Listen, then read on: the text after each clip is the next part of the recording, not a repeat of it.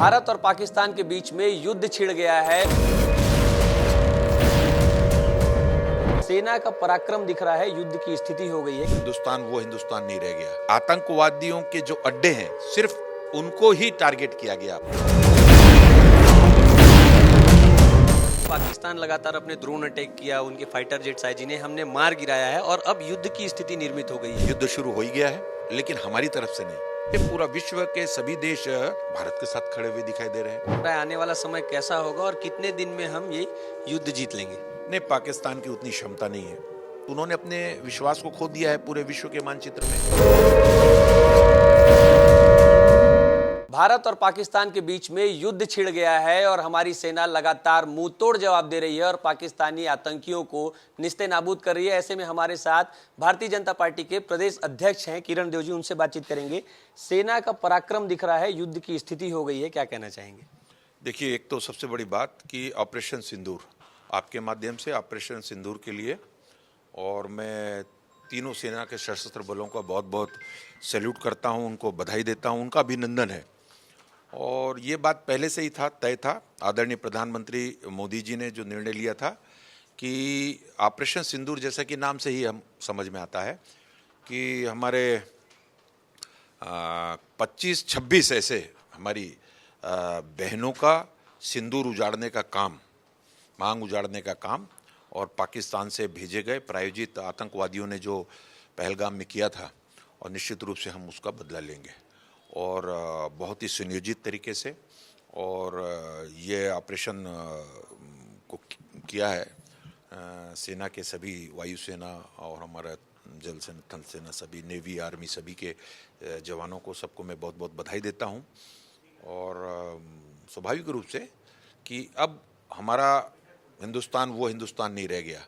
अब हमको कोई आंख दिखाएगा तो निश्चित रूप से उसका परिणाम उसको भोगना पड़ेगा। एक सशक्त नेतृत्व और हमारे पास आदरणीय प्रधानमंत्री जी के रूप में है, निर्णय लेने की अद्भुत क्षमता उनमें है।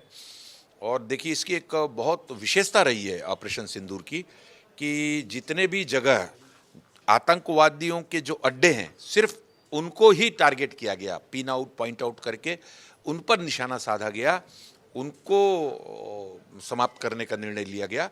एक भी सिविलियन किसी जगह पर और आक्रमण नहीं हुआ। उसके बाद जिस तरीके से पाकिस्तान के हुक्मरानों ने, वहाँ के प्रधानमंत्री और मंत्रियों ने जिस तरीके से उसका रिएक्ट किया, और फिर से हमारे सरहद के इस पार हमारे देश की सीमा को पार करके जिस तरीके से उन्होंने क्रॉस बॉर्डर फायरिंग प्रारंभ किया, तो उसका जवाब दिया है और ताबड़तोड़ पूरे विश्व को विश्वास में लेके निर्णय हुआ है। ये बार बार का लोगों को, आतंकवादियों को हमारे देश में भेजना, और कभी कश्मीर में, जम्मू कश्मीर के क्षेत्र में, कभी अन्य क्षेत्रों में भेजकर और निरपराध निर्दोष लोगों की हत्या करना, अब ये सहन नहीं करेगा हिंदुस्तान। ये हमारे सैन्य बलों ने इसको बता दिया है। और आदरणीय प्रधानमंत्री जी का, आदरणीय रक्षा मंत्री राजनाथ सिंह जी का और गृह मंत्री अमित शाह जी का मैं अभिनंदन करता हूं और उनको बधाई देता हूं कि देशवासियों की ये मांग लगातार रही है कि किस तरीके से हमारे निरपराध निर्दोष लोगों की, जो आतंकवादी पाकिस्तान से आकर हत्या करते हैं, निर्मम हत्या करते हैं, उनसे हम बदला लेंगे ही और रुकेंगे नहीं। एक बार में सब कुछ स्पष्ट हो जाए कि अब ये हमारे देश में आतंकवादी गतिविधियां नहीं चलने देंगे।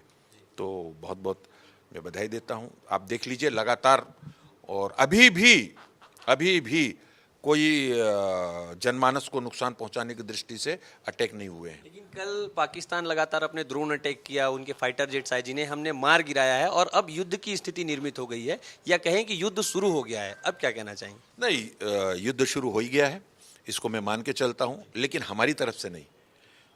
पाकिस्तान ने जो कायराना हरकत की, अब उन लोग वो अपने जहाज़ों को भेज रहे हैं, तो वो जहाज़ एक भी नुकसान नहीं कर पाए हमारे बहादुर जवानों ने, और उनको आसमान पे ही टारगेट करके और ध्वस्त कर दिया है। तो समझ में आना चाहिए उसको, पाकिस्तान को, कि अब हमारा देश कोई छोटी मोटी शक्ति नहीं है, चाहे वो आर्थिक रूप से हो, चाहे सैन्य क्षमता की दृष्टि से हो, चाहे दृढ़ निश्चय की दृष्टि से हो। हमारे पास एक ऐसा नेतृत्व है जिनकी नीयत साफ है, देश को विकास को लेकर बात हमेशा सोचते हैं हर विषय को लेकर, लेकिन जब कोई हमको हमारे देश की ओर मैली नज़रों से, तिरछी नज़रों से देखेगा तो उसको उसका परिणाम भोगना पड़ेगा। यह बात सिद्ध करके भी दिखाते हैं। सेना का मनोबल सातवें आसमान में, सेना मुंह तोड़ जवाब दे रही है और जैसा देश चाहता था कि उन्हें मुंह तोड़ जवाब दिया जाए, सेना वो कर भी रही है। तो सेना के मनोबल को बढ़ाने के लिए क्या कहेंगे? बिल्कुल धन्यवाद है। मैं तो बार बार मोदी जी को धन्यवाद देता हूं। उन्होंने फ्री हैंड दिया है कि आप योजना बनाइए, फिर उनके साथ बैठ के और पूरे उसको रात भर बैठ के देखते भी हैं और उनका मनोबल बढ़ा है। और जब सेना को ये लगेगा कि, और फिर हमारे देश की सेना तो हमेशा से ही, हम आत्मरक्षा का हमारा अधिकार है, ये तो पूरा विश्व मानता है आज के डेट में। आप देख लीजिए पूरा विश्व के सभी देश भारत के साथ खड़े हुए दिखाई दे रहे हैं, क्योंकि सभी परेशान हैं। ऐसे न मालूम कितने देशों में पाकिस्तान से आतंकवादी जाकर, एक तो पनाहगाह, एक अड्डा बन चुका है वहाँ पर, और वहाँ की सेना खुद इसमें सम्मिलित रहती है आतंकवादियों के साथ। ये सब स्पष्ट हो चुका है, तो इसका भुगतान तो उनको करना पड़ेगा। आज उनके साथ कोई भी नहीं खड़ा है, चाहे डिप्लोमेट तरीके से हो, चाहे सभी तरीके से, और उनको अलग थलग छोड़ दिया गया है, क्योंकि कोई भी नहीं चाहता। अब सब अपने अपने देश में शांति चाहते हैं। अभी प्रदेश अध्यक्ष होने के नाते आपको क्या जिम्मेदारी मिली है कार्यकर्ताओं को प्रेरित करने के लिए, या फिर जनता को आप कैसे प्रेरित करेंगे, क्या सावधानियां बरतने के लिए कहेंगे? नहीं, सभी प्रकार के गाइडलाइन जारी किए हैं केंद्र की सरकार से, और ऐसे करीब 244 के आसपास जो मेरी जानकारी में है, उन जिलों पर और मॉक ड्रिल भी हुआ है, और आवश्यक जितनी भी वो बरतने के लिए कहा गया है उनको, कि जब ऐसी स्थिति, कोई युद्ध की स्थिति निर्मित होती है, तो जो ऐसे क्षेत्र हैं प्रभावी, जहाँ पर कि इस तरीके की आक्रमण या कोई घटनाएं हो सकती है, वहाँ की हमारी जनता तैयार रहे, और सारी चीज़ों की तैयारी करके उसके एडवाइजरी भी जारी हुआ है, गाइडलाइन भी आया हुआ है। हमारे छत्तीसगढ़ में एकमात्र दुर्ग जिले में वो मॉक ड्रिल हुआ है। सभी प्रकार की तैयारियां निश्चित समय में हुई। यही तो खूबसूरती है, यही विशेषता है हमारे देश में, हमारे नेतृत्व की, हमारे प्रधानमंत्री जी की, कि समय से बहुत पहले वे आने वाली चीज़ों के विषय में और संज्ञान लेते हैं और उसकी व्यवस्था भी करते हैं। बस्तर जो कि बहुत दूर है और इन चीज़ों से काफ़ी अछूता है, लेकिन यहाँ के लोगों के बीच आप कैसे जा रहे हैं, लोगों को क्या समझा रहे हैं, क्या क्या सावधानी रखने के लिए बोल रहे हैं? यहाँ पर तो अभी हमारे आदरणीय मुख्यमंत्री जी के सुशासन का त्यौहार चल रहा है, और हम ग्रामीण क्षेत्रों में जा रहे हैं।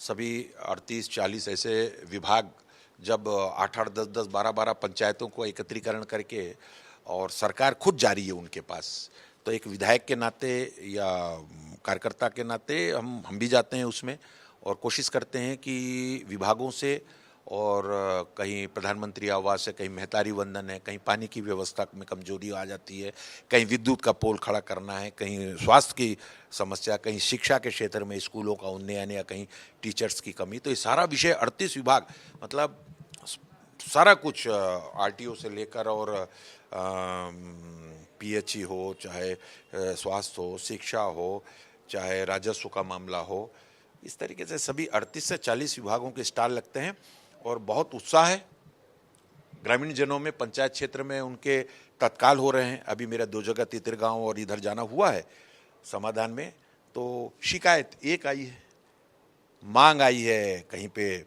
4,300, कहीं 4,600, और 85-90% मांगों का अगर त्वरित निराकरण वहाँ हो जाता है, तो आदरणीय मुख्यमंत्री जी को मैं बहुत बधाई देता हूँ कि सुशासन थे। वो खुद भी पहुँच रहे हैं किसी न किसी जिले के अंतर्गत, और सारा प्रशासनिक अमला लगा हुआ है, सभी कलेक्टर, सभी अधिकारी, पंचायत से लेकर सभी विभाग के लगे हैं, और जनता जो चाहती है कि उनकी सरकार उनके द्वार, तो इसको चरितार्थ करें। तो अब जब युद्ध शुरू हो ही गया है, तो आपको क्या लग रहा है आने वाला समय कैसा होगा, और कितने दिन में हम ये युद्ध जीत लेंगे? नहीं, पाकिस्तान की उतनी क्षमता नहीं है, आर्थिक रूप से भी दिवालिया हो चुका है वो, और उनके जैसा हम न्यूज़ में देखते हैं कि सेना में भी बिखराव हो गया, कई विदेश भाग रहे हैं, तो हड़बड़ाहट है उनमें। देखिए, जो गलत करेगा उसके मन में खोट तो रहेगा, उसके मन में डर भी रहेगा, भय भी रहेगा।